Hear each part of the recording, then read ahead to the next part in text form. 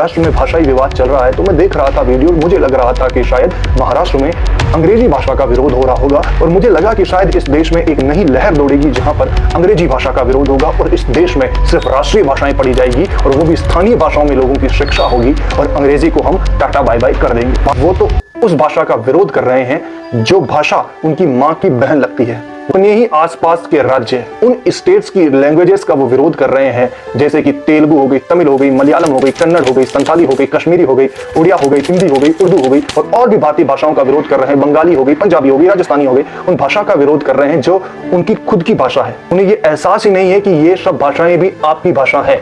अगर किसी भाषा का विरोध भी करना है तो अंग्रेजी भाषा का करो, क्योंकि जब अंग्रेज यहाँ आए थे तो 3 चीजें लेके आए थे। एक अंग्रेज खुद आए थे, एक अपनी अंग्रेजी लेके आए थे और एक अपनी अंग्रेजियत लेके आए थे। बहुत ही अफसोस की बात है और अंग्रेजी और अंग्रेजियत को हमने इतना पाला पोसा कि आज वो एक बहुत बड़ा वृक्ष बन चुका है जिसकी जड़ें काटना आज हमारे लिए बहुत मुश्किल है। राजीव दीक्षित जी ने बहुत सुंदर बात कही थी, इस देश में ब्रिटिश एक्सेंट की अंग्रेजी सिखाने वाले कोचिंग इंस्टीट्यूट देखे हैं मैंने, यूनाइटेड स्टेट ऑफ अमेरिका की इंग्लिश की एक्सेंट सिखाने वाले कोचिंग इंस्टीट्यूट देखे हैं मैंने, और मैंने इसमें संस्कृत सिखाने वाले, हिंदी सिखाने वाले, मराठी सिखाने वाले, एक्सेट्रा काइंड ऑफ लैंग्वेज जो भारतीय भाषा है, इनके कभी भी कोचिंग इंस्टीट्यूट्स मैंने कभी भी रोड पे विज्ञापन इनका नहीं देखा है। दोस्तों, ये जो मुट्ठी भर लोग जो विरोध कर रहे हैं ये शायद कीड़े हैं, कीड़े मकोड़े हैं, बिच्छू कह सकते हैं आप इन्हें। ये कौन से बिच्छू हैं? क्योंकि अब अंग्रेजों ने भारत को गुलाम बनाया था, अंग्रेजों ने कम भारतीयों ने ज्यादा इजाजत दी थी उनको गुलाम बनाए रखने के लिए, क्योंकि उनकी शासन व्यवस्था में तो ज्यादा भारतीय काम कर रहे थे। ये वो कीड़े हो सकते हैं जब क्रांतिकारी सड़क पर उतरते थे विरोध प्रदर्शन करने के लिए अंग्रेजों का, तो शायद ये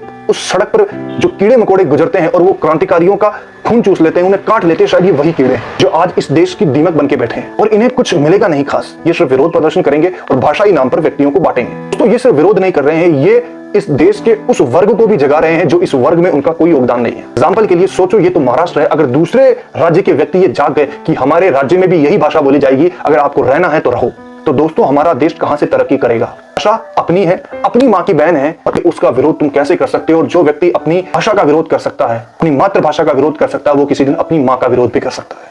आप उस भूमि में खड़े होकर बात कर रहे हो जहां पर भगत सिंह शहीद होने से पहले अपने सिर के बाल, अपनी मूंछ, अपनी दाढ़ी तीनों को मुड़ा दिया था उन्होंने और कहा था, मैं किसी धर्म से शहीद होने नहीं जा रहा हूं, मैं किसी सिख धर्म से शहीद होने नहीं जा रहा हूं, मैं इस देश के लिए शहीद होने जा रहा हूं। अपने उन प्रतीकों को भी उन्होंने हटा दिया था जहां पे एक पंथ दिखता है। ये उस शिवाजी महाराज की उस भूमि से है जहां शिवाजी महाराज हिंदवी राष्ट्र बनाना चाहते थे। उन्होंने अपने स्टेटमेंट्स में, या फिर मैंने कभी नहीं सुना उनकी किसी भी किताब में, कि जहां पर उन्होंने ये कहा है कि इस भाषा के लोग अगर इस हिंदवी राष्ट्र के अंदर हैं तो वो इस हिंदवी राष्ट्र के अंदर रहेंगे। इस भाषा, इस धर्म, इस भेष, इस भूषा के लोग इसके अंदर हैं तो वो इस देश में रहेंगे।